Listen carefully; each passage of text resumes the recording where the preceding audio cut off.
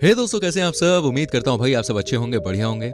दोस्तों, अल्लाह एक, काबा एक और मक्का से लेकर इस्लाम धर्म भी एक। अपने मजहब और इस्लाम के लिए कुर्बान होने को हमेशा तैयार मुसलमानों के भाईचारे की कस्में आखिर कौन नहीं खाता। लेकिन एकता का प्रतीक माने जाने वाली ये कौम दो शाखाओं में कब बट गई, किसी को भनक भी नहीं लगी। सब जानते हैं कि इस्लाम धर्म की दो शाखाएं हैं, शिया और सुन्नी।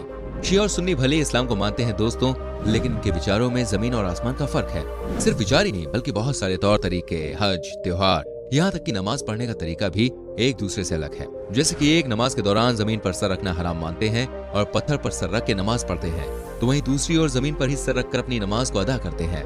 एक गुट दिन में 5 बार नमाज पढ़ता है तो दूसरा दिन में 3 बार। इसके अलावा शिया और सुन्नी के बीच में कई सारे डिफरेंसेस हैं, जिसके बारे में आज हम इस वीडियो में बात करेंगे। साथ ही आपको ये बताएंगे आखिर इस विवाद की शुरुआत असल में हुई कहां से। दोस्तों, इस्लाम धर्म विश्व में दूसरा सबसे बड़ा माने जाने वाला धर्म है। विश्व में करीबन 1.8 अरब लोग इस धर्म का पालन करते हैं। कुरान पूजने और इसकी आयत करने वालों का ये भी मानना है कि अल्लाह एक ही है। फिर आखिर ऐसी क्या वजह रही कि मुसलमानों को दो गुटों में बंटना पड़ा। विवादों की बात करें तो दरअसल इसकी शुरुआत पैगंबर मोहम्मद की मौत के बाद शुरू हुई थी। पैगंबर मोहम्मद की मौत के बाद इन दोनों समुदायों ने अपने अपने रास्ते अलग कर लिए और इनका शुरुआती विवाद इस बात को लेकर था कि अब कौन मुसलमानों का नेतृत्व करेगा। मुसलमानों का नेतृत्व एक बड़ी जिम्मेदारी थी, जिस वजह से दोनों ही समुदाय के लोग चाहते थे कि पैगंबर मोहम्मद की जगह कोई ऐसा हो जिसमें पूरी कौम को संभालने की ताकत हो। सुन्नियों ने अबू बकर, उमर, उस्मान और फिर अली को अपना खलीफा मान लिया, जबकि शिया मुसलमान ने खिलाफत को मानने से इनकार कर दिया। चलिए अब जरा इतिहास के पन्नों को थोड़ा और पलटते हैं। दरअसल इस्लाम धर्म की उत्पत्ति 7वीं सदी में हुई थी। तब पूरा इस्लाम मोहम्मद पैगंबर की मौत का शोक मना रहा था। पैगंबर की मौत इसलिए भी ज्यादा चिंता का विषय थी क्योंकि अपने जीवित रहते उन्होंने अपना कोई उत्तराधिकारी नहीं चुना था। यही कारण था कि लोगों ने खुद ही मुस्लिमों का नेतृत्व करने के लिए पैगंबर का उत्तराधिकारी चुनने का फैसला किया। कुछ लोगों का मानना था कि अबू बकर नाम के एक व्यक्ति को इस्लाम और मुस्लिमों के नेतृत्व की जिम्मेदारी मिले, जबकि दूसरा गुट इसके खिलाफ था। दूसरे गुट के लोगों का मानना था कि अली इब्न तालिब को मोहम्मद का प्रचारक बनाया जाए। अबू बकर के साथ ज्यादा लोगों का मत था, इसलिए उसे इस्लाम का अगला उत्तराधिकारी चुना गया। अबू बकर को इसलिए भी जिम्मेदारी दी गई क्योंकि वो पैगंबर के सबसे करीब थे और वो ऐसे अरब थे जिन्होंने सबसे पहले मुस्लिम धर्म अपनाया था।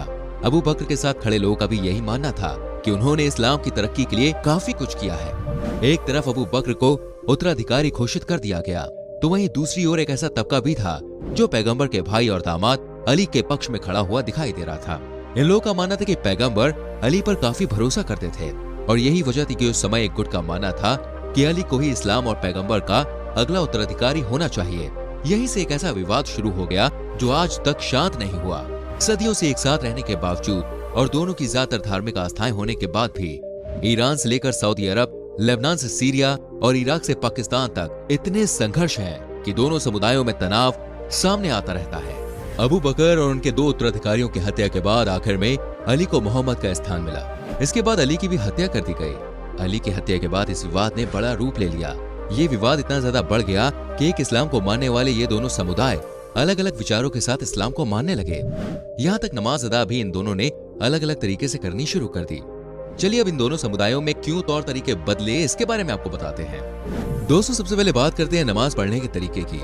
दिन में 5 बार नमाज पढ़ना इस्लाम के 5 स्तंभों में से एक है। इसका पालन तो दोनों ही समुदाय करते हैं, लेकिन इसमें से एक का तरीका अलग है। सुन्नी मुसलमान दिन में 5 बार अलग अलग समय पर नमाज पढ़ते हैं, जबकि शिया एक बार में 1-2 नमाज को साथ जोड़कर दिन में 3 बार नमाज अदा करते हैं। शिया सुबह की नमाज अलग पढ़ते हैं। दोपहर और तीसरे पहर की नमाज एक साथ दोपहर में 1 बजे पढ़ते हैं। साल भर में जो नमाज पढ़ने का टाइम है ये थोड़ा सा ऊपर नीचे होता रहता है। इसके साथ ही शाम और रात की नमाज एक साथ शाम में पढ़ी जाती है, लेकिन ये तरीका आज तक सुन्नी को समझ में नहीं आया। सुन्नी को नमाज पढ़ने का ये तरीका हमेशा गलत लगा, जबकि शिया मुसलमानों को इस तरह से नमाज पढ़ना हमेशा से सही लगता आया है। इस समुदाय का कहना है कि जैसे दोपहर के फौरन बाद तीसरे पहर का टाइम शुरू हो जाता है, वैसे ही शाम और रात का, इसलिए एक साथ नमाज पढ़ी जा सकती है। नमाज पढ़ने के तरीके ने दोनों को अलग अलग खड़ा कर दिया। नमाज के समय के अलावा दोनों के बीच नमाज पढ़ने के तरीके में भी अंतर है।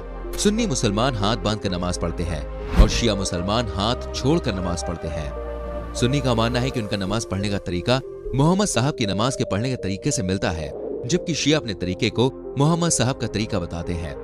इतना ही नहीं, कब्र पर भी नमाज पढ़ने को लेकर सुन्नी और शिया में बहस छिड़ी रहती है। सुन्नी कब्र पर कभी भी नमाज नहीं पढ़ते।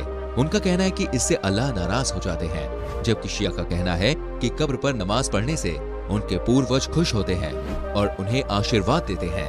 अब बात करते हैं दोस्तों त्योहारों की। मुस्लिम्स को आपने मुहर्रम मनाते हुए देखा होगा। इस त्योहार को खुशी का नहीं बल्कि मातम का त्योहार माना जाता है। इस्लामिक कैलेंडर में साल का पहला महीना मुहर्रम का ही होता है। मुहर्रम में शिया हुसैन की शहादत में पूरे 2.25 महीने शोक मनाते हैं। इस दौरान वो लाल गुलाबी पीले कपड़े नहीं पहनते। मुहर्रम को गम का महीना कहते हैं क्योंकि ये इमाम अली के बेटे हुसैन की शहादत का इस्लामी महीना है। इस महीने की 10 तारीख को करबला में हुसैन का कत्ल कर दिया गया था। हुसैन के साथ करबला में जो बर्बरता हुई, उनके बच्चों साथियों का जिस तरह से सड़कों पर कत्लेआम कर दिया गया, उसी को याद करके शिया सड़कों पर ताजिया निकालते हैं, खुद को खंजर से जख्मी करते हैं और जुलूस निकालते हैं। जुलूस में या हुसैन का नारा लगाते हुए वो इस बात पर जोर देते हैं कि हुसैन ने इस्लाम की रक्षा के लिए अपनी जान दी और उनके सम्मान में वो मातम मना रहे हैं। जबकि सुन्नी ये सब नहीं करते और शियाओं का मातम मनाकर ताजिया निकालने को गलत बताते हैं। सुन्नी मुस्लिम्स मुहर्रम महीने में 2 यानी 9वें और 10वें दिन या फिर 10वें और 11वें दिन रोजा रखते हैं। इस बात पर थोड़ा और जोर देते हुए आपको बता दें कि अशूरा के दिन 2 पर्व होते हैं। एक सुन्नी मुस्लिम